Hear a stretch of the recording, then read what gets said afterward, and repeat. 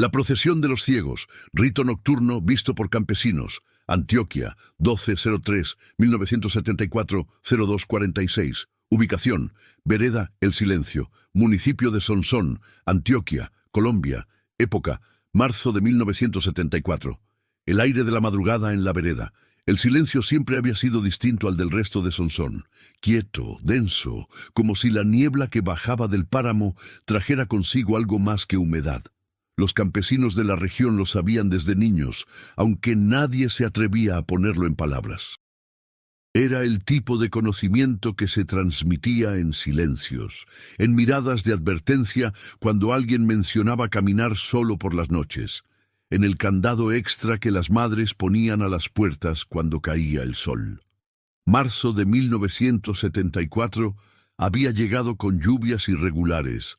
Las siembras de café sufrían, y con ellas el ánimo de las familias que dependían de la cosecha.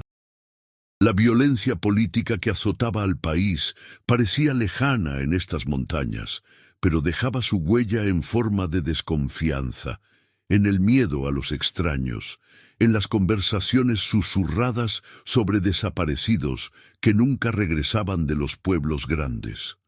El silencio llevaba su nombre con ironía cruel, porque en las noches, cuando todo debería ser quietud, los sonidos inexplicables se multiplicaban.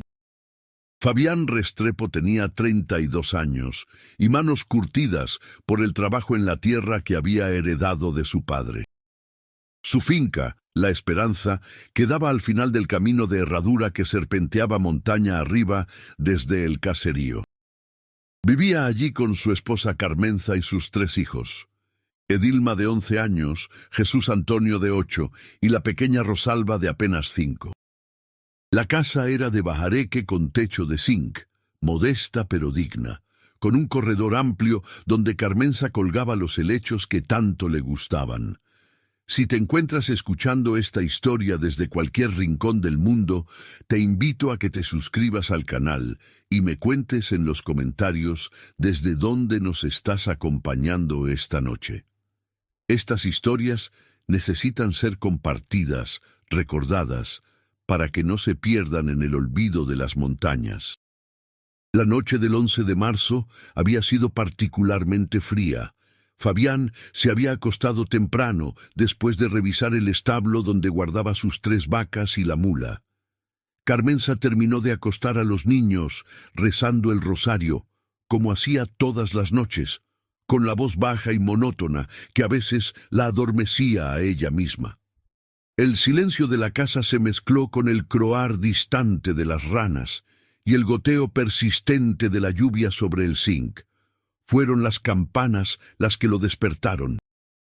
No las campanas de la iglesia del pueblo que quedaba a 2 horas de camino.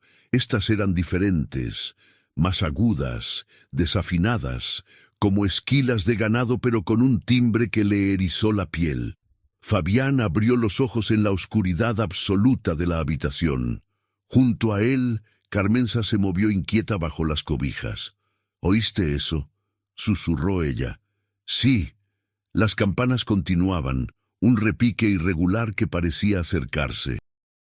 Fabián se incorporó despacio, tanteando en la oscuridad hasta encontrar el pantalón que había dejado sobre la silla. Se lo puso sin hacer ruido, aunque su corazón latía tan fuerte que temía despertar a los niños. Carmenza encendió una vela, y la luz temblorosa reveló su rostro pálido, los ojos muy abiertos. «No salgas», le dijo ella, agarrándole el brazo con fuerza. «Fabián, por el amor de Dios, no salgas». Pero él ya estaba de pie, buscando las botas de caucho junto a la puerta. Las campanas ahora se mezclaban con otro sonido, un murmullo bajo, como voces que cantaran sin melodía. El frío le caló hasta los huesos cuando abrió la puerta del cuarto y atravesó la sala a oscuras. La casa crujía con cada paso, traicionándolo. Desde la ventana de la cocina, Fabián se asomó con cuidado, corriendo apenas la cortina raída que Carmenza había cosido años atrás. Lo que vio le heló la sangre. Por el camino de herradura que pasaba frente a su finca, bajaba una procesión. Caminaban en fila india, quizás 20 o 30 figuras envueltas en ruanas oscuras, los sombreros de paja hundidos hasta los ojos. Todos llevaban velas encendidas que parpadeaban con la brisa nocturna, creando sombras danzantes sobre los árboles. Pero lo más perturbador eran sus ojos. Desde la distancia, incluso con la luz escasa, Fabián podía ver que todos tenían los ojos vendados con telas blancas. Las campanas que escuchaba colgaban de palos largos que algunos cargaban sobre los hombros. El cántico que acompañaba la marcha era en un idioma que no reconocía, o quizás no era idioma en absoluto, sino un lamento gutural que subía y bajaba sin patrón. Fabián sintió la presencia de Carmenza a su espalda antes de que ella hablara. «Virgen Santísima», murmuró, haciendo la señal de la cruz. «Son ellos». «¿Quiénes son ellos?», preguntó Fabián sin apartar la vista de la procesión. «Los ciegos. Mi abuela me habló de ellos una vez, pero yo creí que eran cuentos para asustar niños». La procesión avanzaba despacio, con pasos sincronizados a pesar de las vendas. Ninguno tropezaba, ninguno vacilaba. Era como si conocieran cada piedra del camino, cada raíz que sobresalía, cada desnivel del terreno. Las velas nunca se apagaban a pesar del viento que mecía los árboles. «¿A dónde van?», preguntó Fabián. «A la cueva del indio», respondió Carmenza con voz quebrada. «Siempre van a la cueva del indio». Fabián conocía ese lugar. Una formación rocosa a media hora de camino, montaña arriba, donde los antiguos pobladores indígenas habían dejado pictografías que nadie sabía interpretar. Los niños del caserío no se acercaban allí ni en las tardes más soleadas. Se decía que la cueva no tenía fondo, que entraba hasta el centro mismo de la montaña. La última figura de la procesión pasó frente a la casa. Fabián notó que era más pequeña que las otras, quizás un niño o una mujer de baja estatura. También llevaba los ojos vendados, también cargaba una vela, pero justo cuando pasaba frente a la ventana, giró la cabeza hacia la casa. No podía verlos, tenía los ojos cubiertos, pero Fabián sintió el peso de esa mirada ciega como un puño apretándole el pecho. La figura se detuvo. El resto de la procesión continuó avanzando, pero ésta se quedó inmóvil en medio del camino, la cabeza girada hacia la ventana donde se ocultaban Fabián y Carmenza. «¡No te muevas!», susurró Carmenza, las uñas clavándose en el brazo de su marido. «Por lo que más quieras, no te muevas». Pasaron segundos que parecieron horas. La figura permanecía quieta, la vela alumbrando su rostro vendado. Fabián pudo ver que era efectivamente una mujer, delgada, con el cabello largo y oscuro cayendo sobre los hombros. La ruana que la cubría estaba raída, manchada de barro. Los pies descalzos, embarrados hasta los tobillos. Entonces, lentamente, la mujer levantó su mano libre y señaló directamente hacia la ventana. Carmenza ahogó un grito. Fabián sintió que las piernas le temblaban, pero antes de que pudiera reaccionar, la mujer bajó la mano y reanudó su marcha, apresurando el paso para alcanzar a la procesión que ya se alejaba camino arriba. El silencio que siguió fue peor que las campanas. Fabián y Carmenza permanecieron junto a la ventana, abrazados, sin atreverse a moverse hasta que los últimos destellos de las velas desaparecieron entre los árboles. Solo entonces Fabián se permitió respirar profundo, aunque el aire entraba con dificultad a sus pulmones. «Tenemos que irnos de aquí», dijo Carmenza. «Mañana mismo empacamos lo necesario y nos vamos para el pueblo. ¿Y dejar todo? La finca, los animales. ¿De qué sirve todo eso si nos matan? Fabián, esa mujer te señaló. Nos vio». «No nos vio. Tenía los ojos vendados. Exactamente. Fabián no supo qué responder a eso. Regresaron al cuarto arrastrando los pies, pero ninguno pudo volver a dormir. Se quedaron sentados en la cama, la vela encendida entre ambos, esperando que amaneciera. De vez en cuando, Carmenza rezaba en voz baja. Fabián solo escuchaba, atento a cualquier sonido que viniera del exterior. Cuando finalmente el cielo empezó a aclararse con los primeros tonos grises del alba, Fabián se vistió completamente y salió al corredor. La mañana llegaba con niebla espesa, pero no traía el alivio que esperaba. El camino de herradura frente a su casa mostraba huellas frescas, docenas de pisadas descalzas marcadas en el barro. Algunas eran de adultos, otras demasiado pequeñas, de niños. Fabián siguió las huellas con la mirada. Subían hacia la montaña, hacia donde estaba la cueva del indio. Pero también notó algo más. En el poste de madera que sostenía el corredor de su casa, alguien había dejado una marca, un círculo irregular trazado con lo que parecía carbón o ceniza. Dentro del círculo, 3 líneas verticales paralelas. No sabía qué significaba, pero el instinto le decía que nada bueno. Los niños despertaron con el canto de los gallos. Edilma fue la primera en salir, bostezando y frotándose los ojos. Vio a su padre en el corredor, inmóvil, mirando el poste marcado. «Papá, ¿qué es eso?» «Nada, mi amor, vuelve adentro». Pero Edilma ya lo había visto, y con la curiosidad natural de los 11 años, se acercó a examinar el símbolo. «Parece una cosa que dibujó el profe en la escuela una vez», dijo, «cuando nos enseñó sobre los indígenas que vivían aquí antes». «¿Qué significa?» Edilma frunció el ceño, intentando recordar. «Algo sobre un lugar sagrado, o una advertencia, no me acuerdo bien». Carmenza apareció en la puerta con Jesús Antonio y Rosalba pegados a sus piernas. Cuando vio el símbolo, palideció aún más que durante la noche. «Fabián, tenemos que ir donde don Efraín». Don Efraín Cardona era el hombre más viejo del caserío, con casi 80 años a cuestas.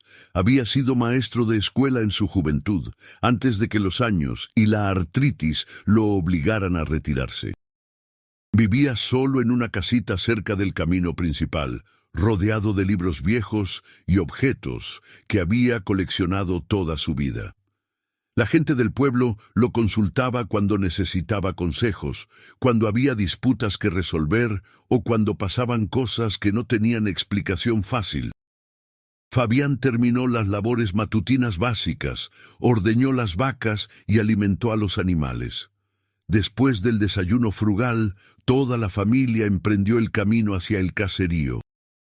Los niños iban adelante, ajenos a la tensión que cargaban sus padres. La niebla aún no se disipaba completamente, creando formas fantasmales entre los cafetales. El caserío de El Silencio consistía en unas 20 casas dispersas alrededor de una tienda que también funcionaba como cantina. Una capilla pequeña donde un padre visitaba una vez al mes, y la escuela de una sola aula donde Edilma y Jesús Antonio estudiaban. A esa hora de la mañana, martes, la gente ya estaba en sus quehaceres. Don Tobías barría el frente de su tienda. Doña Mariela colgaba ropa en el alambre. Los niños que no iban a la finca ayudaban con tareas domésticas o jugaban en el pequeño descampado que servía de plaza. La casa de don Efraín estaba al otro extremo del caserío, un poco apartada. Cuando Fabián tocó la puerta, el anciano tardó varios minutos en responder. Apareció con el bastón de madera en una mano, los lentes gruesos resbalándose por la nariz, la camisa desabotonada revelando una camiseta interior remendada. «Fabián, Carmenza, ¿qué los trae tan temprano?» «Don Efraín, necesitamos hablar con usted. Es urgente». El viejo los hizo pasar. La casa olía a papel viejo y a las hierbas medicinales que don Efraín cultivaba en macetas junto a la ventana. Los libros se apilaban contra las paredes, formando columnas inestables que amenazaban con derrumbarse.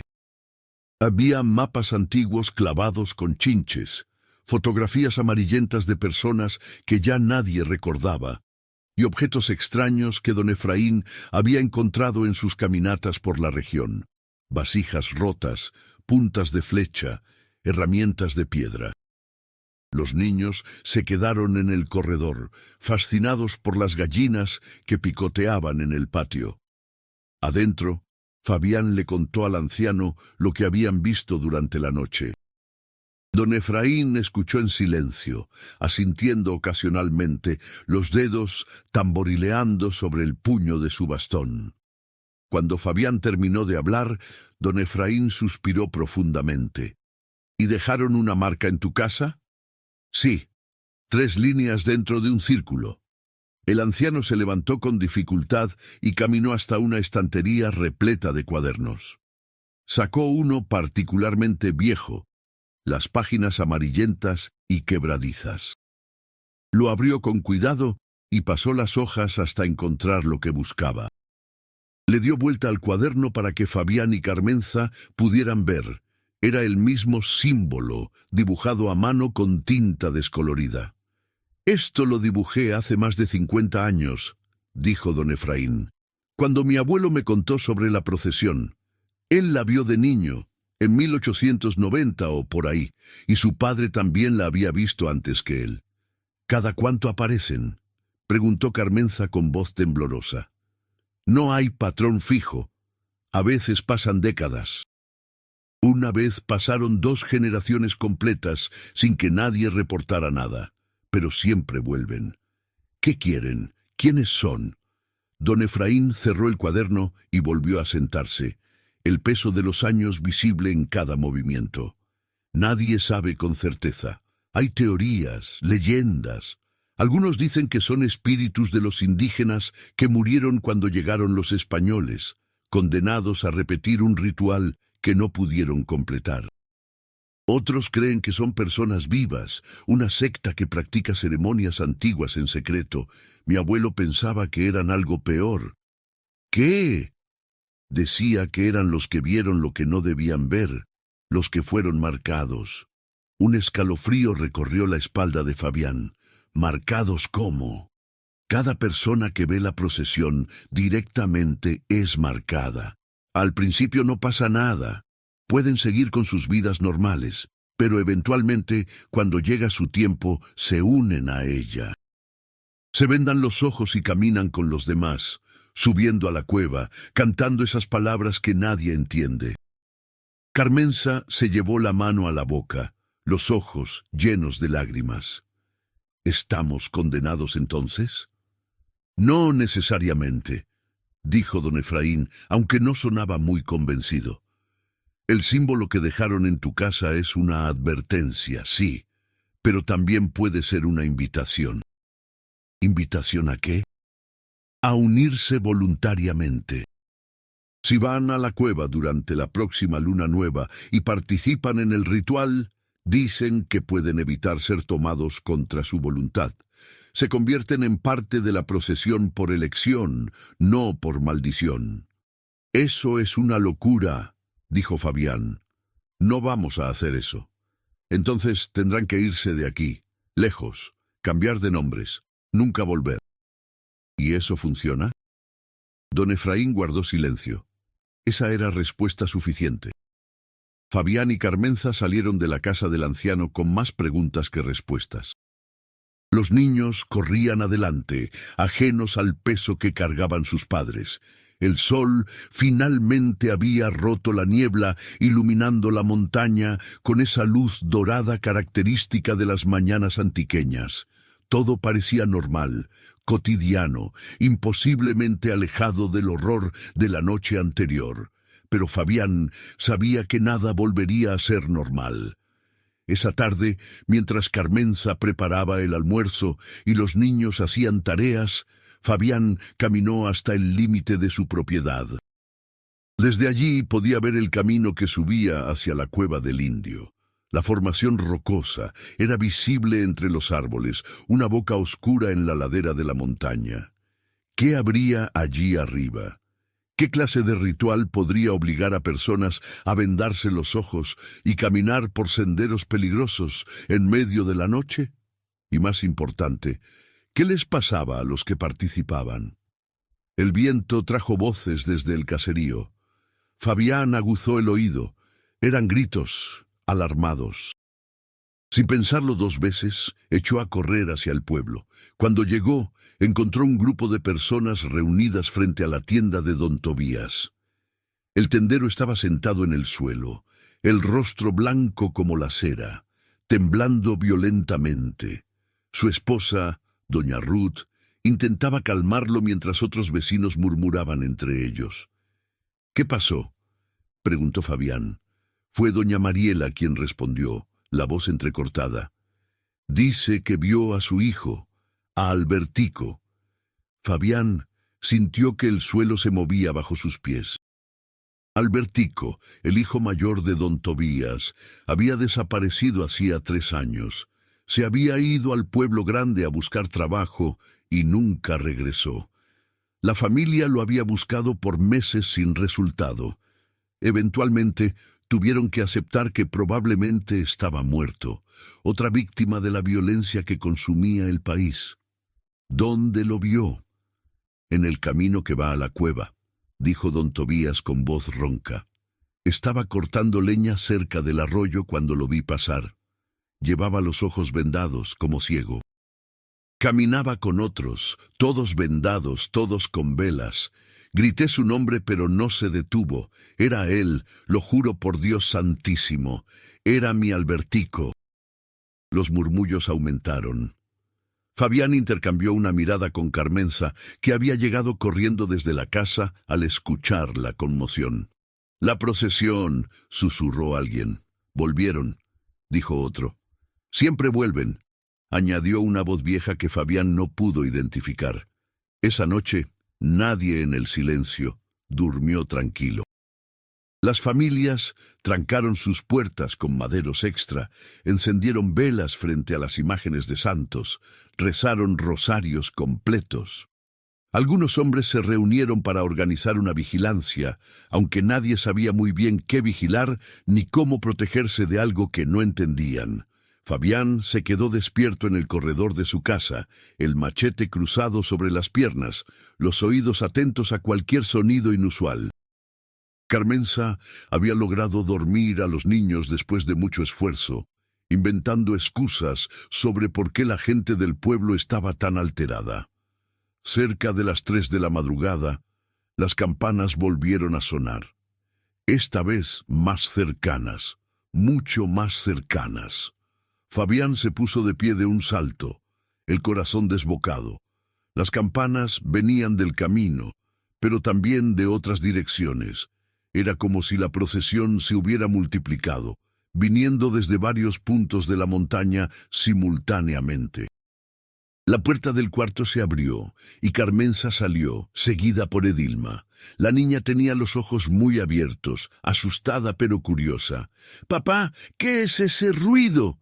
Vuelve adentro». «Pero papá, que vuelvas adentro». El tono fue más duro de lo que pretendía y Edilma retrocedió asustada. Carmenza la tomó del brazo y la llevó de vuelta al cuarto. Fabián bajó las gradas del corredor y caminó hasta el camino. Lo que vio le heló el alma.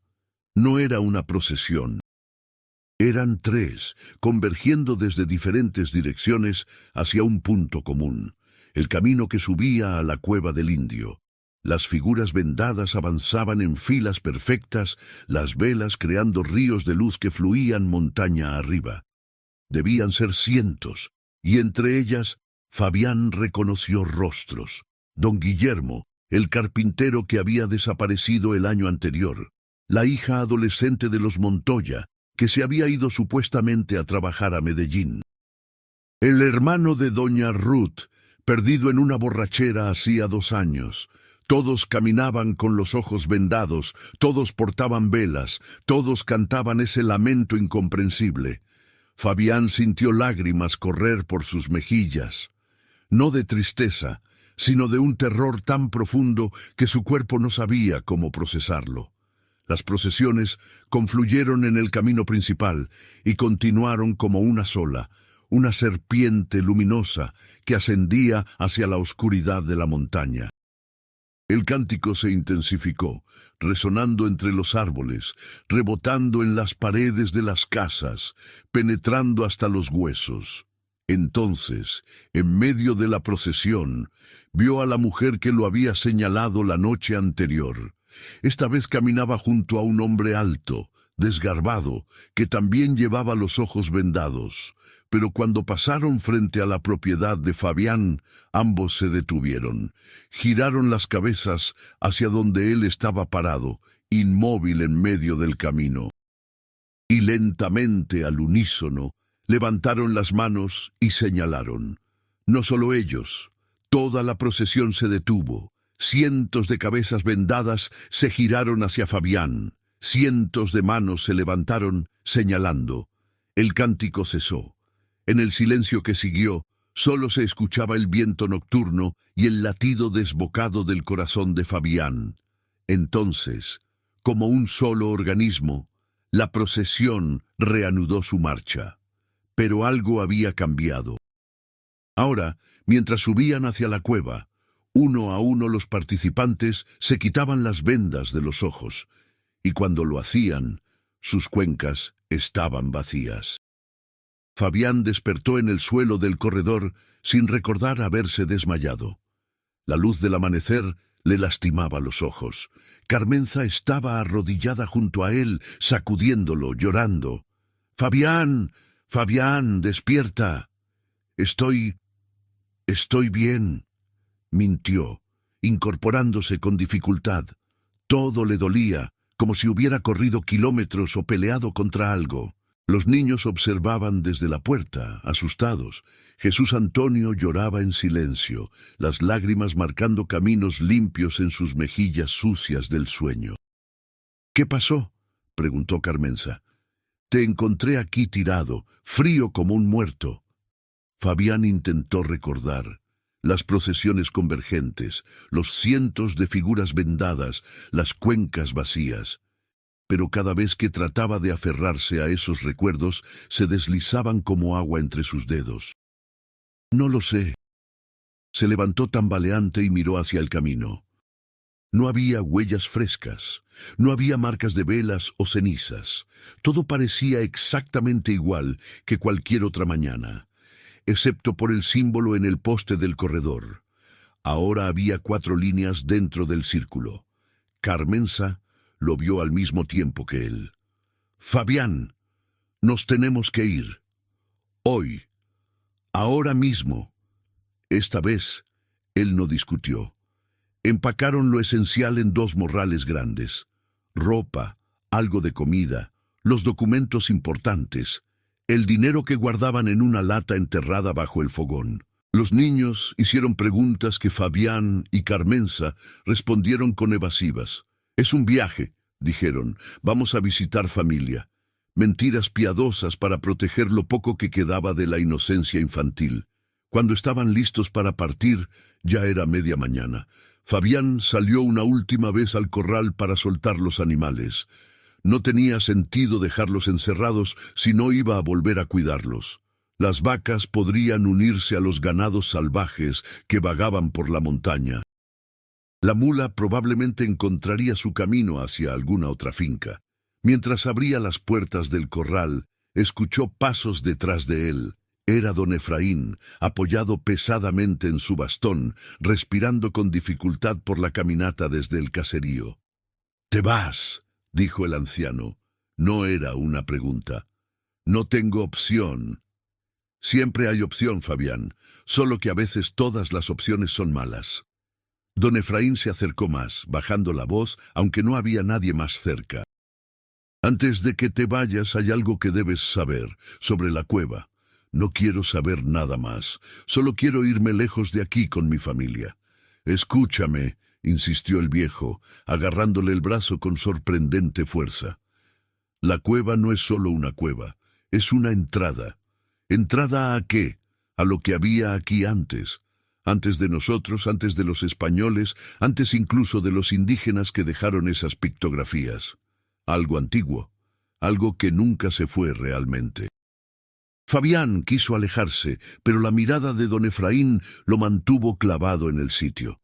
Los rituales que hacen allí arriba no son para adorar, son para alimentar. Cada persona que se une a la procesión es un tributo. Y si no hay suficientes voluntarios, vienen a buscarlos. ¿Por qué me estás contando esto? Porque si te vas sin entenderlo, te perseguirán. Encontrarán maneras. Tu hija, tu hijo, tu esposa, uno por uno, hasta que todos se unan. Pero si subes a la cueva, si ves lo que hay allí, si entiendes lo que realmente es, hay una posibilidad. ¿Posibilidad de qué? De romper el ciclo. Mi abuelo lo intentó, casi lo logra, pero le faltó valor en el último momento. Fabián sintió náuseas subiendo por su garganta. «¡Estás loco! ¡No voy a subir a esa maldita cueva!» Don Efraín suspiró y soltó su brazo. «Entonces ve, corre, lleva a tu familia lo más lejos que puedas, reza para que sea suficiente». El anciano se dio vuelta y empezó a alejarse, arrastrando los pies, pero antes de llegar al camino, se detuvo. «Fabián, hay una última cosa, el símbolo en tu casa, las líneas dentro del círculo. ¿Sabes qué representan?» «No, no son decoración, son una cuenta regresiva. Cada noche que pasa se añade una línea. Cuando lleguen a 7, vendrán por ti, no en procesión. Vendrán directamente a tu puerta». Y con eso, don Efraín se fue, dejando a Fabián temblando bajo el sol de la mañana. La familia Restrepo abandonó la esperanza esa misma tarde. Bajaron por el camino de herradura que conectaba con la carretera principal, cargando sus morrales, los niños cansados pero aguantando sin quejarse demasiado. Carmenza no miró atrás ni una sola vez. Fabián sí. Antes de que la curva del camino ocultara la finca, se giró para ver su hogar una última vez.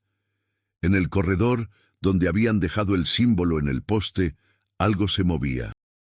Una figura oscura, inmóvil, mirando hacia ellos. Fabián parpadeó y la figura desapareció. ¿Había sido real o solo un producto del agotamiento y el terror? No esperó a averiguarlo. Tomó a Rosalba en brazos y apuró el paso. Llegaron al pueblo de Sonsón cuando ya oscurecía. La plaza principal bullía con actividad vespertina.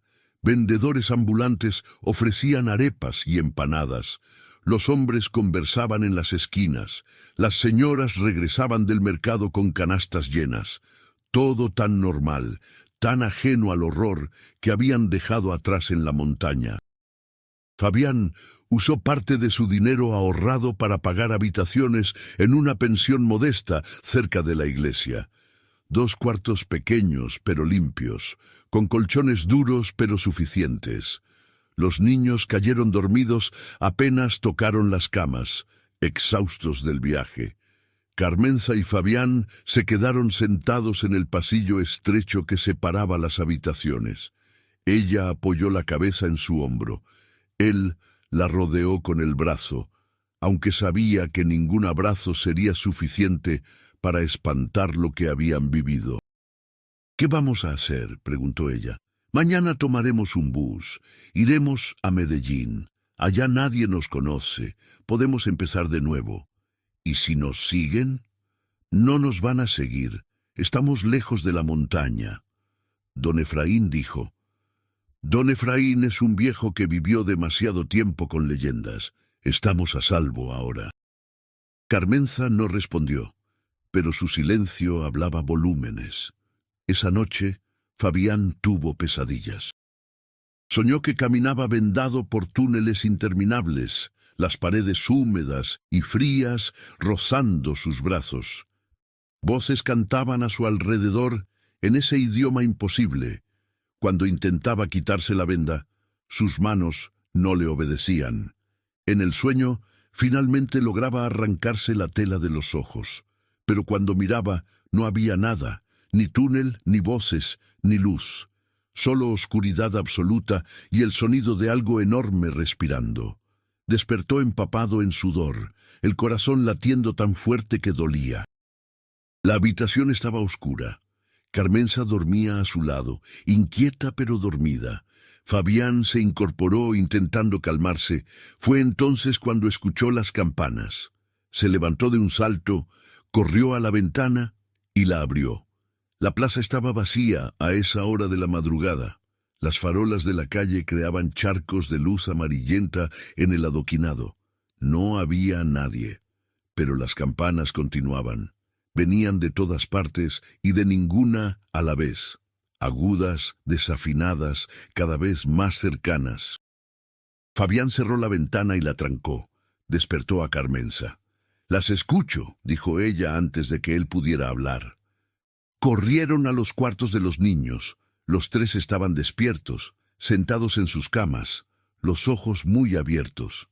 «Mamá, hay gente afuera», dijo Edilma con voz temblorosa. «Los vi desde la ventana». Fabián se acercó a la ventana del cuarto. Su corazón se hundió. Por las calles del pueblo caminaba una procesión. Figuras vendadas, velas encendidas, el cántico elevándose hacia el cielo nocturno, pero no era como en el silencio. Estas figuras eran diferentes, más erráticas en sus movimientos, más hambrientas, y todas convergían hacia la pensión. «Tenemos que salir de aquí», dijo Fabián. Agarraron lo que pudieron y salieron al pasillo. La dueña de la pensión, una mujer gorda de unos 60 años, estaba en su cuarto rezando un rosario a toda velocidad, las cuentas volando entre sus dedos.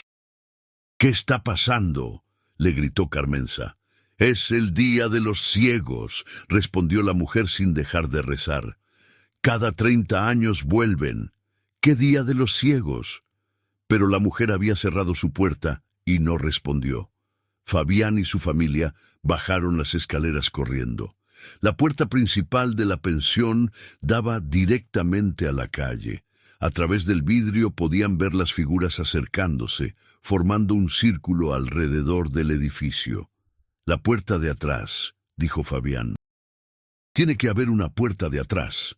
Encontraron una salida de servicio que daba a un callejón estrecho.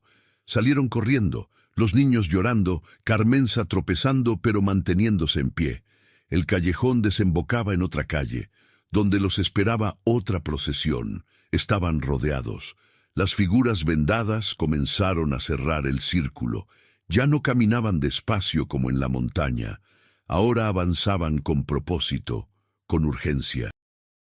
Las velas iluminaban rostros que Fabián no quería reconocer, pero reconocía de todas formas. Vecinos del silencio, gente que había desaparecido a lo largo de los años, y al frente de todos, la mujer que lo había señalado. Se detuvo a pocos metros de la familia. Lentamente, con movimientos deliberados, se quitó la venda de los ojos. Las cuencas estaban vacías, pero de alguna manera, Fabián sentía que lo miraba directamente. La mujer abrió la boca. De ella salió una voz que no era humana, que parecía venir de muchas gargantas a la vez. 7 noches te dimos, 7 oportunidades para venir por voluntad, ahora vienes por deuda. Fabián se interpuso entre su familia y las figuras. «No, déjennos en paz. La deuda debe pagarse. Una vida, o todas». Carmenza sollozaba detrás de él, abrazando a los niños. Fabián sentía que el mundo se deshacía a su alrededor. «Por favor», suplicó, «yo iré, yo haré lo que quieran, pero dejen ir a mi familia». La mujer ladeó la cabeza como si considerara la oferta. Las otras figuras se detuvieron, esperando. 1 vida por deuda, 3 vidas como ofrenda, o 4 vidas como alimento. «No entiendo». 1 puede pagar, 3 pueden comprar paz, 4 alimentan el hambre. Fabián sintió que las piernas le flaqueaban. Le estaban dando una opción imposible. Él podía ir solo y pagar la deuda que fuera. O 3 de ellos podían ir voluntariamente y eso de alguna manera los salvaría. O si se resistían, los tomarían a todos a la fuerza. ¿Qué significa pagar la deuda? Caminar el sendero, ver la verdad, alimentar lo antiguo, unirte a los que caminan. ¿Y las ofrendas? Las ofrendas vigilan, las ofrendas guardan, las ofrendas nunca caminan. No tenía sentido, pero al mismo tiempo Fabián entendía. Si iba solo, se convertiría en uno de ellos, en esas figuras vendadas que caminaban eternamente. Si 3 de ellos iban voluntariamente, tendrían algún otro rol, uno que aparentemente era mejor. Y si se negaban, se giró hacia Carmenza. Ella entendía también, lo veía en sus ojos. «No», dijo ella con voz quebrada. «No, Fabián, no puedes pedirme que elija. No estoy pidiendo nada, solo...» Una idea terrible cruzó su mente. Miró a sus hijos, Edilma con 11 años, Jesús Antonio con 8, Rosalba con 5. Toda una vida por delante, todas las cosas que nunca vivirían si... 3, dijo girándose hacia la mujer de cuencas vacías. 3 ofrendas, mi esposa y yo y... Pero no pudo terminarlo. No pudo decir el nombre de ninguno de sus hijos. Fue Edilma quien habló. «Yo voy». «No», gritó Carmenza. «Mamá, tengo que hacerlo. Si no lo hago, nos van a llevar a todos.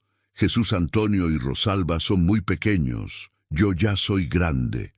11 años. 11 años. Y estaba tomando la decisión más adulta que Fabián había escuchado jamás. Sintió que algo se rompía dentro de él, algo que nunca podría repararse. «Edilma, mi amor». «Está bien, papá. Voy a estar bien. ¿Verdad?», preguntó mirando a la mujer vendada. «Los que vigilan están bien, ¿verdad?». La mujer asintió lentamente. «Los que vigilan están completos. Los que vigilan recuerdan. Los que vigilan protegen». No era un consuelo, pero era lo único que tenían. Fabián abrazó a su hija, sintiendo cómo su cuerpo pequeño temblaba. Carmenza se unió al abrazo, los 3 llorando. Jesús Antonio y Rosalba no entendían del todo qué estaba pasando, pero sabían que era algo terrible. Las figuras vendadas esperaban pacientes. Finalmente, Fabián se separó. Besó la frente de Edilma. Carmenza hizo lo mismo. Después se giraron hacia Jesús Antonio y Rosalba. «Cuídense mucho», les dijo Fabián, la voz rompiéndose. «Cuídense y sean buenos. Papá y mamá los aman más que nada en el mundo». «¿A dónde van?», preguntó Jesús Antonio. «A un lugar donde podemos protegerlos, para siempre». No entendía, pero asintió. Fabián, Carmenza y Edilma caminaron hacia la mujer de cuencas vacías. Las figuras vendadas se abrieron, formando un pasillo. Al final del pasillo, el camino se oscurecía, como si condujera a ninguna parte. Antes de dar el primer paso, Fabián se giró una última vez. Vio a Jesús Antonio abrazando a Rosalba, ambos llorando. Vio la pensión detrás de ellos, el pueblo dormido, el mundo normal que nunca volverían a tocar, y dio el paso. El camino los llevó de vuelta a la montaña, aunque no de forma física. Simplemente estaban allí, como si nunca se hubieran ido. La cueva del indio se abría frente a ellos, más grande de lo que recordaban, la oscuridad dentro más profunda. Las figuras vendadas los rodearon. Manos frías tomaron las suyas. Voces cantaron en ese idioma antiguo, y lentamente empezaron a caminar hacia la boca de la cueva. Fabián sintió tela envolverse alrededor de su cabeza, cubriendo sus ojos. No luchó. Junto a él, escuchaba a Carmenza respirar entrecortadamente, y más adelante, la voz valiente de Edilma preguntando, «¿Nos va a doler?». «No, si aceptas», respondió la voz múltiple. «Acepta y vigila, rechaza y camina». «Acepto», dijo Edilma sin dudar. «Aceptamos», dijeron Fabián y Carmenza al unísono, y entraron a la cueva. Dentro no había luz, pero tampoco oscuridad completa. Había algo más, una luminiscencia que no venía de ningún lado. Las paredes palpitaban con vida propia, cubiertas de símbolos que se movían y cambiaban. El suelo bajo sus pies era blando, orgánico. Caminaron hacia abajo, siempre hacia abajo, las manos guiándolos. El cántico se intensificó, resonando en sus cráneos. Fabián sintió que su mente se expandía, tocando algo vasto y antiguo que dormitaba bajo la montaña. Y entendió. La cosa en la cueva no era malvada, no era buena tampoco, simplemente era antigua más allá de la comprensión, hambrienta de una manera que trascendía lo físico. Se alimentaba de conciencia, de vida, de la energía que todas las criaturas pensantes emitían. Los rituales no eran adoración, eran negociación. Tributo a cambio de que la cosa permaneciera dormida, satisfecha, sin salir a consumir todo a su paso. Los que caminaban con ojos vendados eran los que la alimentaban directamente. Se convertían en parte de ella, sus conciencias absorbidas lentamente a lo largo de años, décadas, siglos. Los que vigilaban tenían un papel diferente, guardaban las entradas, mantenían el secreto, aseguraban que el flujo de tributos continuara. Era horrible, era necesario, y ahora era su responsabilidad. Cuando las vendas cayeron de los ojos de Fabián, se encontró en una caverna inmensa que no debería existir bajo la montaña. En el centro, algo pulsaba. No tenía forma definida. Era más un concepto que una cosa física, pero lo sentía, presionando contra su mente, curiosa, hambrienta, eternamente paciente. Carmenza estaba junto a él, los ojos muy abiertos, pero sin gritar. Había comprendido también. Edilma, su pequeña Edilma, miraba la cosa con más fascinación que terror. «Ahora vigilas», dijo la voz múltiple, emanando de la cosa central. «Proteges el secreto, guías a los perdidos, y cuando tu tiempo termine, caminas». Fabián asintió. No había otra opción, nunca la había habido. La cosa extendió algo, un apéndice que podría haber sido tentáculo o simplemente sombra condensada. Tocó a cada uno de ellos. Fabián sintió algo fijarse en su pecho, frío y permanente. Cuando salieron de la cueva ya había amanecido, pero no era el mismo amanecer que recordaban. Los colores eran diferentes, más intensos o quizás menos. El tiempo se sentía distinto, como si se moviera a dos velocidades simultáneas. Sabían sin que nadie se lo dijera que habían estado dentro 3 días. También sabían que Jesús Antonio y Rosalba estaban a salvo, cuidados por la dueña de la pensión hasta que llegaran familiares que se harían cargo de ellos. Los niños los recordarían, pero con el tiempo ese recuerdo se desvanecería, se convertiría en algo difuso, como un sueño. Era mejor así. Fabián, Carmenza y Edilma caminaron de regreso hacia el silencio. Sus pasos eran más ligeros de lo que deberían. Sus cuerpos respondían de maneras sutilmente diferentes. Podían ver cosas que otros no veían. Líneas de energía conectando lugares, marcas invisibles en personas que algún día se unirían a la procesión, el pulso lento de la cosa bajo la montaña. Cuando llegaron a la finca abandonada, la encontraron exactamente como la habían dejado. Nadie la había tocado, nadie se atrevería. El símbolo en el poste del corredor había cambiado. Ahora era un círculo completo sin líneas dentro, una marca de los que vigilaban. Esa noche, Fabián se sentó en el corredor como tantas veces antes, pero todo era diferente. Podía sentir la red de vigías extendiéndose por toda la región. Había docenas, quizás cientos, todos cumpliendo su función, todos esperando su turno eventual de caminar. Carmenza preparó café como en los viejos tiempos. El olor era el mismo, pero ya no le traía consuelo. Edilma se sentó entre ellos, mirando las estrellas que ahora revelaban patrones que nunca había notado. «¿Cuánto tiempo?», preguntó Carmenza. «¿Cuánto tiempo hasta que tengamos que caminar?». Fabián sabía la respuesta sin saber cómo. Años, décadas quizás. Mientras vigilemos bien, mientras mantengamos el secreto, podemos quedarnos así, completos, conscientes. ¿Y Edilma? Ella vivirá su vida, envejecerá. Y cuando llegue su tiempo, caminará sabiendo exactamente por qué. No era justo. Pero en algún lugar del pueblo, Jesús Antonio y Rosalba seguirían adelante, vivirían vidas normales. Nunca sabrían realmente qué sacrificio se había hecho por ellos. Eso tendría que ser suficiente. Los días se convirtieron en semanas, las semanas en meses. La vida en el silencio continuó como siempre.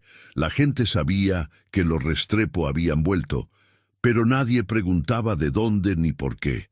Había entendimiento tácito. Eran vigías ahora. Eso lo explicaba todo y nada a la vez. Fabián volvió a trabajar la tierra, aunque ya no necesitaba el sustento. Carmenza cuidaba su jardín, Edilma ayudaba en ambas cosas, y cuando los niños del caserío jugaban, a veces se les unía. Pero siempre había una distancia, una diferencia sutil que todos notaban sin poder nombrar. Y cada luna nueva, cuando la procesión caminaba hacia la cueva, los Restrepo estaban ahí, no con vendas, no caminando hacia adentro. Simplemente observando, guiando a los perdidos, asegurando que todo se cumpliera como debía. Pasaron los años. Edilma creció, se convirtió en una mujer hermosa. Tuvo pretendientes, pero los rechazó a todos. ¿Cómo podía comprometerse con alguien cuando sabía lo que esperaba? Se convirtió en partera, ayudando a traer nuevas vidas al mundo. Algunos de esos niños llevaban marcas invisibles. Eventualmente, ellos también caminarían. Carmenza envejeció, pero más lento de lo natural. Su cabello gris mantenía mechones de negro.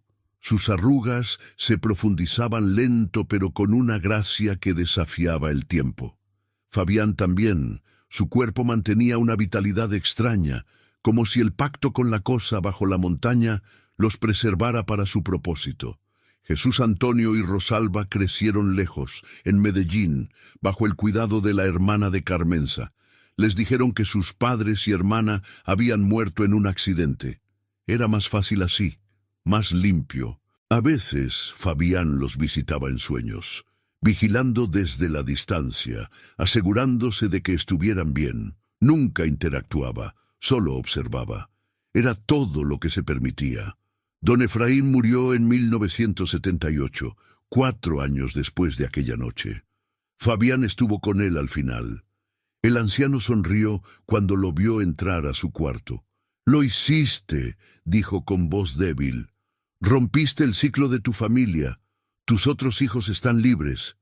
¿A qué costo? Al único costo que importa, el sacrificio verdadero». Esas fueron sus últimas palabras. 3 días después, don Efraín caminó con la procesión, sin vendas, sin resistencia. Había esperado ese momento toda su vida. En 1982 llegó un forastero a El Silencio, un antropólogo de Bogotá interesado en las leyendas de la región. Se llamaba Rodrigo Uribe, tenía 28 años y una curiosidad insaciable que pronto lo metería en problemas. Fabián lo conoció en la tienda de don Tobías, que seguía funcionando, aunque el viejo Tobías había caminado 5 años atrás. Su hijo menor, Hernán, ahora atendía el negocio. Rodrigo estaba preguntando sobre la Cueva del Indio, sobre las historias de procesiones nocturnas, sobre desapariciones. «Es fascinante», decía con entusiasmo juvenil. «Hay patrones similares en toda Latinoamérica, rituales precolombinos que sobrevivieron mezclados con catolicismo. Estoy escribiendo mi tesis sobre...» «No debería andar haciendo esas preguntas», interrumpió Fabián. Rodrigo se giró, evaluándolo con ojos inteligentes detrás de lentes redondos. «¿Y usted es? Alguien que conoce estas montañas». Y le digo, «Hay cosas que es mejor no investigar». Con todo respeto, señor, ese tipo de superstición es exactamente lo que mi trabajo busca documentar y explicar racionalmente. Fabián suspiró. Había visto esto antes. Cada ciertos años llegaba alguien así. Generalmente terminaban huyendo después de la primera vez que veían algo inexplicable. Algunos se quedaban y eventualmente caminaban. Pocos, muy pocos, simplemente desaparecían sin dejar rastro. Haga lo que quiera, pero no diga que no le advertí. Durante las siguientes semanas, Rodrigo entrevistó a medio pueblo. La gente le contaba versiones diluidas de las historias, omitiendo detalles cruciales, desviando sus preguntas más penetrantes. Pero él era persistente, inteligente. Empezó a notar inconsistencias, a conectar puntos que no debería poder conectar. Una noche, Fabián lo encontró subiendo el camino hacia la cueva del indio con una linterna y una grabadora. «No siga», le dijo, saliendo de entre los árboles. Rodrigo pegó un salto, llevándose la mano al pecho. «¡Por Dios! ¡Me asustó!». Ese es el punto. Dé la vuelta. Ahora. Mire, entiendo que hay tradiciones locales, respeto eso, pero soy un científico. No puedo basar mi investigación en miedo y rumores. No es miedo, es supervivencia. ¿Me está amenazando? No yo, pero hay cosas en esta montaña que no entiende, que no puede entender, y si sigue, si llega a esa cueva, no habrá vuelta atrás. Rodrigo lo miró fijamente, y Fabián vio el momento exacto en que la arrogancia académica chocó con algo más profundo, un instinto de supervivencia primitivo que todos llevaban dentro. ¿Usted ha estado allí? ¿En la cueva? Fabián no respondió. No necesitaba hacerlo. Dígame qué hay allí. Solo eso. Y me iré. No puedo. No puede o no quiere. Ambas cosas. Rodrigo guardó la grabadora en su mochila. Sus manos temblaban ligeramente. «Mi padre desapareció cuando yo tenía 7 años», dijo de repente. «Estaba investigando algo similar en Boyacá. Nunca lo encontraron. Toda mi vida he querido entender qué le pasó. Por eso hago esto. Por eso necesito saber». Fabián sintió una punzada de algo parecido a la compasión, una emoción que había creído perdida años atrás. Su padre probablemente encontró lo que buscaba, y lo que encontró lo reclamó. ¿Está muerto entonces? Peor, está caminando. No era información que debiera compartir, pero algo en la desesperación del joven le recordaba a sí mismo, a las elecciones imposibles que había tenido que hacer. Rodrigo procesó esto en silencio. Finalmente asintió. «Gracias por la honestidad. Me iré mañana». Sabia decisión. Pero cuando Rodrigo se dio vuelta para bajar, algo cambió. El aire se espesó. Las sombras se alargaron de maneras que no correspondían con la posición de la luna, y desde arriba, desde la dirección de la cueva, llegó el sonido de campanas. Era luna nueva. La procesión estaba saliendo. «¡Corra!», dijo Fabián. «Ahora». No esperó a ver si Rodrigo obedecía. Él mismo echó a correr montaña abajo, sus piernas moviéndose más rápido de lo humanamente posible. Escuchó pasos detrás, Rodrigo siguiéndolo, la respiración agitada por el pánico. Las campanas se acercaban. El cántico comenzó, ese sonido que helaba la sangre incluso después de años de escucharlo. Fabián sabía que no debían mirar atrás. Mirar directamente a la procesión cuando no eras vigía o caminante era invitar a la marca. Llegaron al claro, donde estaba la casa de Fabián. Carmenza los esperaba en el corredor con una vela encendida. Había preparado un círculo de sal en el suelo, un viejo truco que a veces funcionaba. «¡Adentro!», gritó. Ambos hombres cruzaron el umbral justo cuando las primeras figuras emergían del bosque. El círculo de sal brilló tenuemente. La procesión se detuvo en el límite de la propiedad. Rodrigo colapsó en el suelo, hiperventilando. Fabián cerró la puerta, pero no la trancó. Sabía que una puerta no los detendría si realmente querían entrar. El círculo era respeto, no barrera física. ¿Qué son esos?, logró decir Rodrigo entre jadeos. Ya se lo dije, los que caminan. Las figuras permanecieron afuera durante horas. No intentaron entrar, solo estaban allí, presencia silenciosa bajo la luna nueva. Rodrigo las observaba desde la ventana, su mente científica luchando contra lo que sus ojos veían. No puede ser real, murmuraba. Tiene que haber una explicación, drogas en el agua, alucinógenos naturales, histeria colectiva. Créalo o no, dijo Carmenza, sirviendo agua de panela caliente. Da igual, lo vio. Ahora tiene que decidir qué hace con eso. ¿Decidir qué? Si acepta que hay cosas más allá de su ciencia, si respeta el misterio, o si insiste en explicarlo todo y termina como su padre. Rodrigo se giró bruscamente hacia ella. ¿Cómo sabe sobre mi padre? Porque estaba aquí cuando llegó su procesión.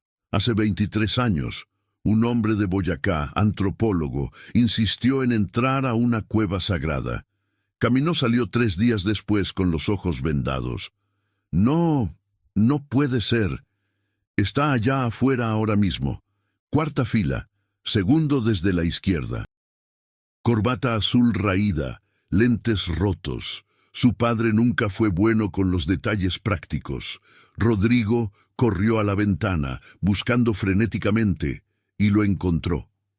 Entre las docenas de figuras vendadas, había una que correspondía con la descripción. Más viejo, demacrado, pero inconfundiblemente la persona de las fotografías que Rodrigo había cargado toda su vida. Gritó, un sonido primario de dolor que no venía del miedo, sino del reconocimiento de una pérdida confirmada. Se dejó caer de rodillas, sollozando. La figura que había sido su padre giró la cabeza hacia la ventana. No podía ver, tenía los ojos vendados, pero de alguna manera sabía que su hijo estaba allí. Levantó una mano, no amenazante, sino en un gesto que podría haber sido despedida o advertencia. Luego, la procesión continuó su camino, alejándose montaña arriba hacia la cueva. Cuando la última figura desapareció entre los árboles, el silencio que dejaron fue absoluto. Rodrigo no habló durante el resto de la noche. Se quedó sentado en el suelo, mirando a ninguna parte. Fabián y Carmenza lo dejaron procesar. Conocían ese dolor. Lo habían vivido de formas diferentes. Cuando amaneció, Rodrigo se levantó lentamente. «Quiero irme», dijo con voz vacía. «Pero no puedo, ¿verdad? Me vieron, me marcaron». «No necesariamente», respondió Fabián. «No miraste directamente durante mucho tiempo. No te señalaron. Hay una posibilidad de que puedas irte y vivir normal». «¿Qué tan buena posibilidad?»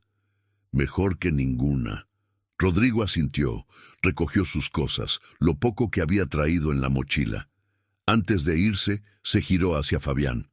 «¿Hay alguna forma de salvarlo? ¿A mi padre?» «No. Una vez que caminas, caminas para siempre. Lo siento». «¿Sufre?» Era la pregunta que Fabián se había hecho miles de veces sobre todas las personas que conocía en la procesión. «No sé.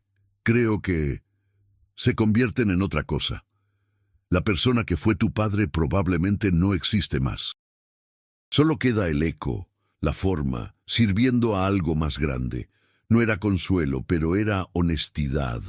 Rodrigo lo aceptó con un asentimiento. «Gracias, por detenerme, por mostrarme». Se fue esa misma mañana. Fabián nunca supo qué fue de él. Si logró vivir una vida normal, o si eventualmente la marca que quizás llevaba lo alcanzó. Prefería pensar que había escapado.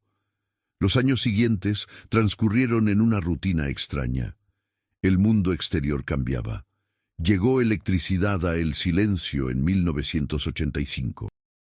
Alguien instaló un televisor en la tienda y la gente se reunía a ver las noticias. El país seguía sangrando con violencia de guerrilla y narcotráfico, pero eso parecía distante en las montañas. Lo que no cambiaba era la procesión. Cada luna nueva, los que caminaban subían a la cueva, y los que vigilaban cumplían su función.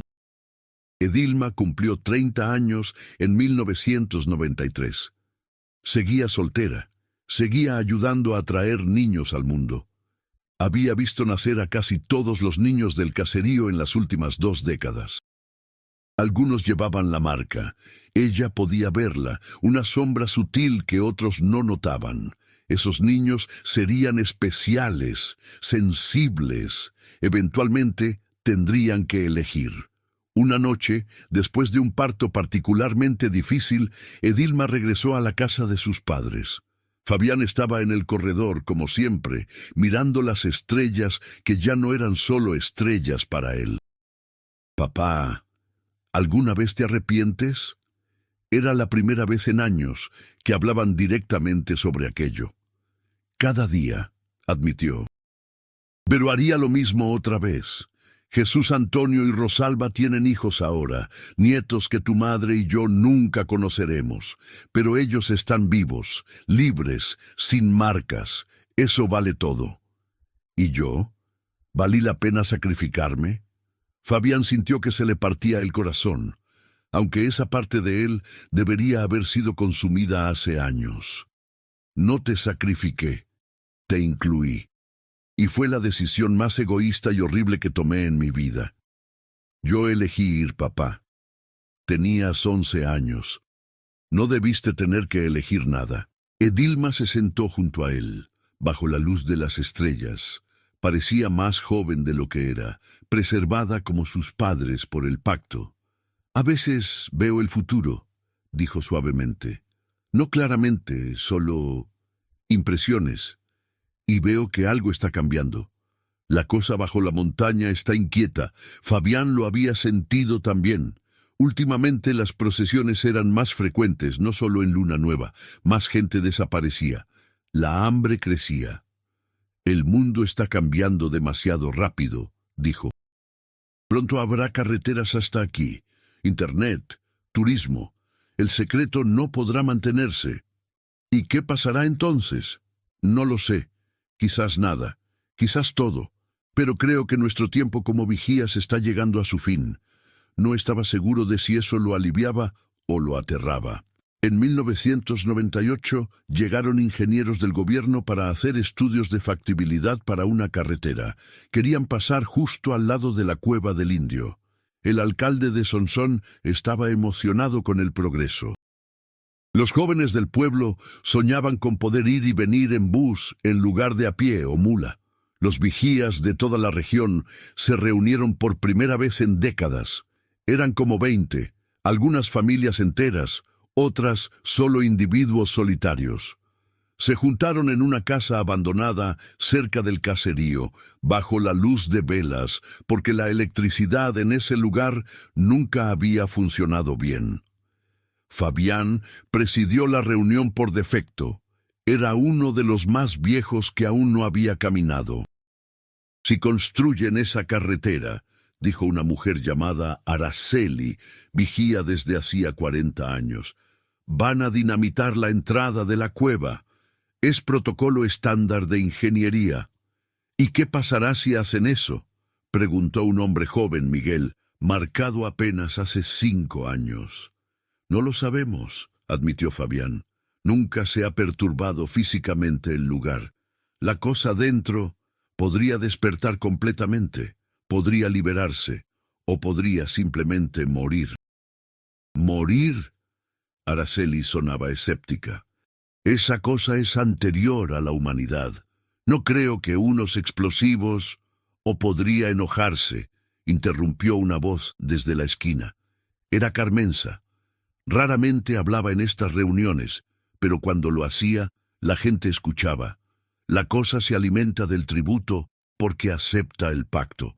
Si rompemos ese pacto, si permitimos que su hogar sea destruido, ¿por qué seguiría conformándose con los que caminan? Podría salir, podría tomar lo que quiere directamente. Un silencio pesado cayó sobre el grupo. «Entonces tenemos que detener la carretera», dijo Miguel. «¿Cómo?», preguntó Fabián. «No podemos decirle al gobierno que no construya porque hay un ser antiguo bajo la montaña que necesita sacrificios humanos. Nos encerrarían en un psiquiátrico. Podríamos sabotear las obras, accidentes, retrasos, eventualmente renunciarían al proyecto. Eso requeriría actos que podrían lastimar o matar trabajadores inocentes», dijo Araceli. «¿Estamos dispuestos a hacer eso?». La pregunta quedó flotando sin respuesta. Finalmente fue Edilma quien habló. «Hay otra opción. Podríamos alimentarla lo suficiente ahora, voluntariamente, todos nosotros. Si se satisface completamente, podría dormirse más profundo, tanto que incluso la dinamita no la moleste». «Eso significa caminar», dijo alguien. «Todos nosotros, las familias completas de vigías». «Sí, es suicidio, es sacrificio», corrigió Edilma. «Por el bien de todos los demás, para que la cosa no salga y consuma todo». Fabián miró a su hija. Había crecido tanto, había asumido un peso que nunca debió cargar, y ahora proponía el fin para todos ellos. «No», dijo firmemente, «tiene que haber otra manera». Pero cuando miró alrededor de la habitación, vio la resignación en los rostros de los otros vigías. Sabían que Edilma tenía razón. Sabían que su tiempo había llegado. La votación fue silenciosa. Manos levantándose una por una. Cuando terminó, la decisión era unánime, excepto por Fabián. «Se hará durante la próxima luna nueva», dijo Araceli. «Todos caminaremos juntos. No habrá más vigías después de nosotros. El secreto morirá con nosotros, pero la cosa quedará satisfecha por generaciones, quizás siglos. Para cuando despierte nuevamente, si es que despierta, será problema de otro tiempo». Fabián sintió que todo el peso de los años caía sobre él de golpe. 24 años como vigía, 24 años de vigilar, guiar, sacrificar. Y ahora el final. Carmenza tomó su mano. Edilma la tomó del otro lado, las 3 generaciones que habían pagado el precio, juntas hasta el final. La luna nueva llegaría en 2 semanas. Los días siguientes pasaron en una especie de sueño. Fabián arregló sus asuntos, lo poco que quedaba por arreglar. Escribió cartas para Jesús Antonio y Rosalba que nunca enviaría. ¿Qué podía decirles? ¿Cómo explicar décadas de ausencia y un final que no podrían comprender? Al final, simplemente escribió: «Los amamos. Siempre los amamos. Todo lo que hicimos fue para que ustedes pudieran vivir libres». Carmenza preparó la casa como si fueran a ausentarse temporalmente. Lavó toda la ropa, limpió cada rincón, dejó comida para los animales, aunque sabía que nadie vendría a cuidarlos después. Eran rituales sin sentido, pero le daban consuelo. Edilma se despidió de las mujeres embarazadas que atendía, inventando una excusa sobre mudarse a la ciudad. Algunas le creyeron. Otras, las que tenían la sensibilidad, sabían que era mentira, pero no preguntaron.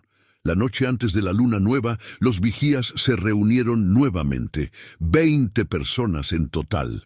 Algunos habían traído a sus familias completas, niños pequeños que no entendían, adolescentes asustados pero resignados, ancianos que habían esperado este momento por décadas. Se sentaron alrededor de un fuego, compartiendo historias. Recuerdos de antes de ser vigías, de cuando eran solo personas normales, con vidas normales.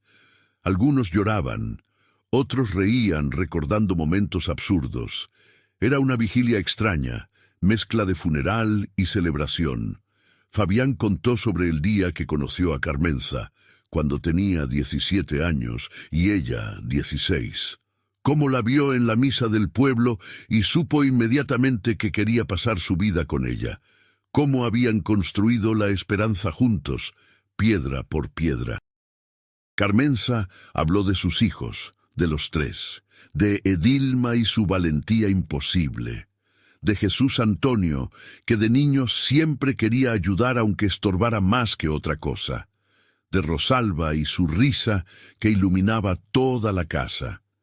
Edilma compartió su única historia de amor, un joven del pueblo que la había pretendido años atrás.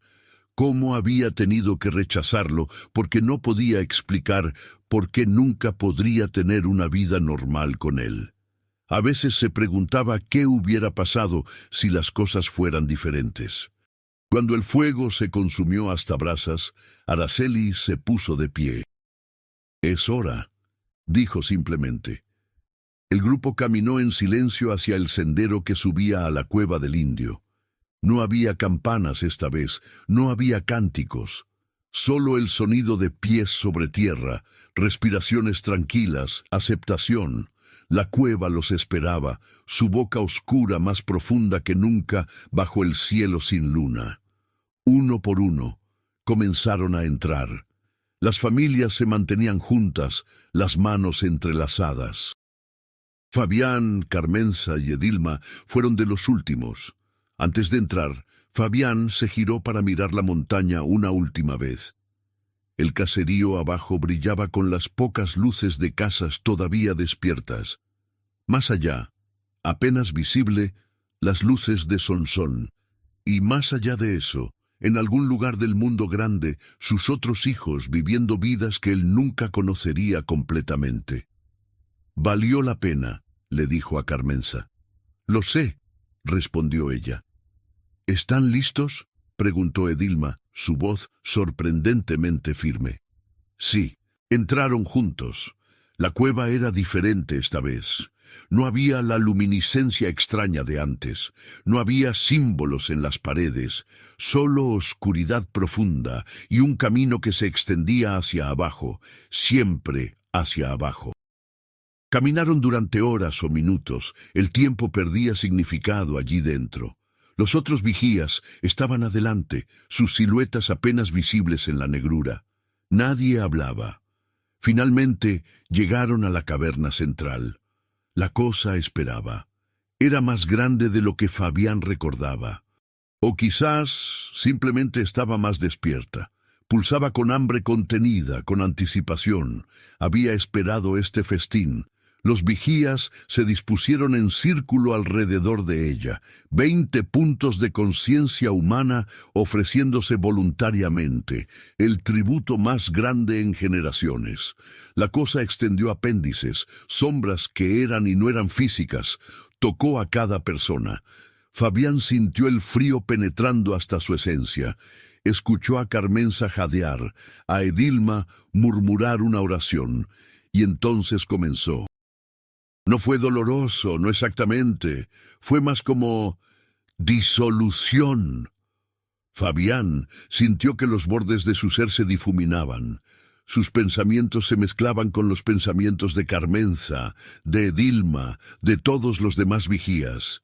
Y más allá de eso, con los pensamientos de los que habían caminado antes, cientos de conciencias atrapadas en una red infinita. Vio memorias que no eran suyas. Un hombre en 1823 viendo la cueva por primera vez. Una mujer en 1654 siendo tomada por la procesión. Un niño indígena siglos antes de la conquista, los últimos de su pueblo ofreciéndose a la cosa para que no destruyera todo. Y más atrás aún, miles de años. La cosa llegando a la montaña, cayendo del cielo, o emergiendo de las profundidades de la tierra, hambrienta después de un viaje incomprensible, los primeros humanos de la región encontrándola, aterrorizados, pero eventualmente negociando. El primer pacto, todo estaba conectado. Todo era parte de un ciclo tan antiguo que la civilización humana completa era apenas un parpadeo en su extensión. Fabián sintió su conciencia siendo absorbida, convertida en alimento, en energía que la cosa consumía con placer casi sensual.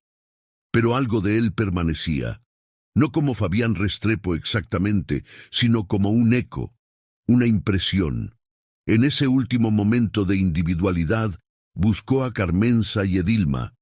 Las encontró, sus esencias mezclándose con la suya. Y juntos, como habían vivido, se disolvieron en la vastedad. La cosa se alimentó durante días. Cuando terminó, estaba más satisfecha de lo que había estado en siglos. Se enrolló sobre sí misma, pulsando lentamente, y comenzó a dormir. Un sueño profundo que duraría generaciones. Arriba, en el mundo de los vivos, la gente de El Silencio despertó una mañana y notó que faltaba gente. Las familias completas de vigías simplemente no estaban. Sus casas vacías, sus animales sin cuidar, sus vidas suspendidas a mitad de momento. La búsqueda duró semanas. Nunca encontraron cuerpos. Eventualmente tuvieron que aceptar que habían desaparecido sin explicación. Otro misterio más de las montañas. Los ingenieros llegaron 6 meses después. Dinamitaron la entrada de la cueva del Indio para hacer espacio para la carretera. Hubo un derrumbe grande, rocas bloqueando completamente el acceso. Los ingenieros maldijeron, pero trabajaron alrededor de ello.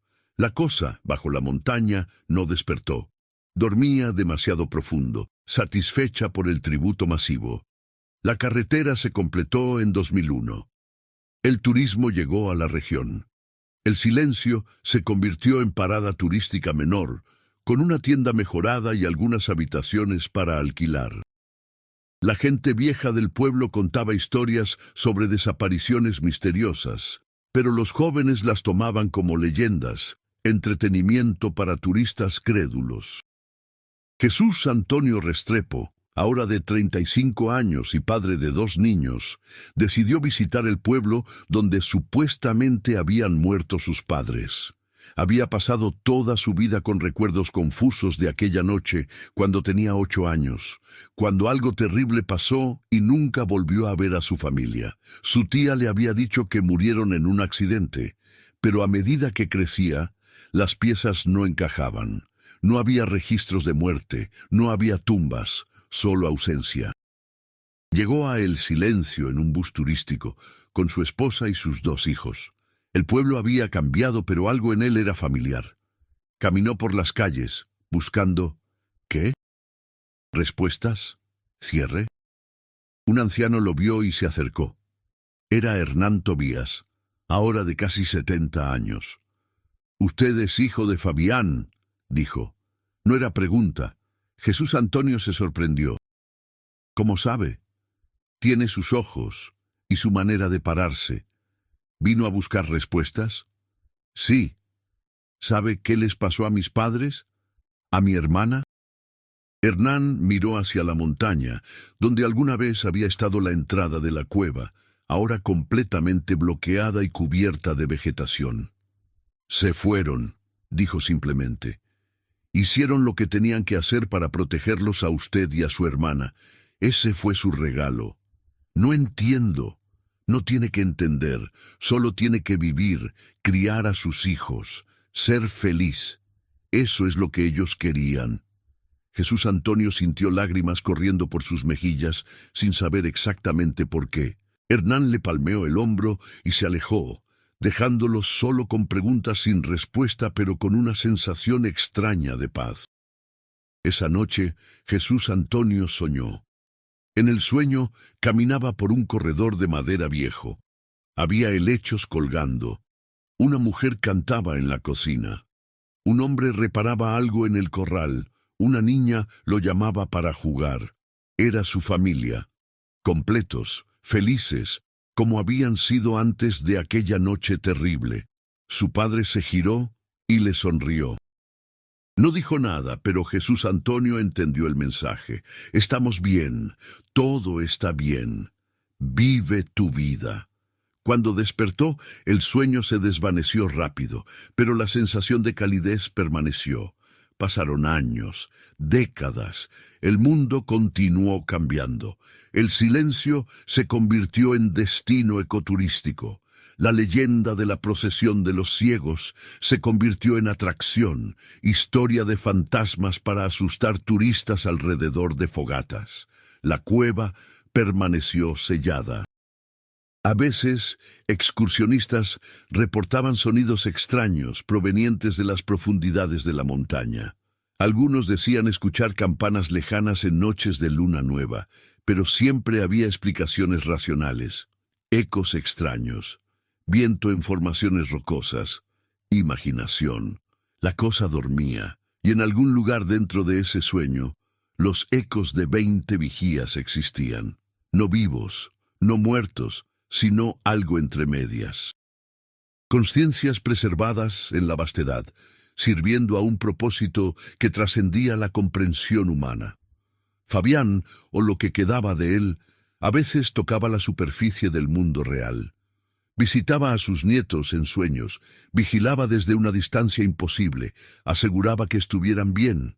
Carmenza permanecía junto a él, su esencia mezclada con la suya, de maneras que hacían imposible saber dónde terminaba una y empezaba el otro.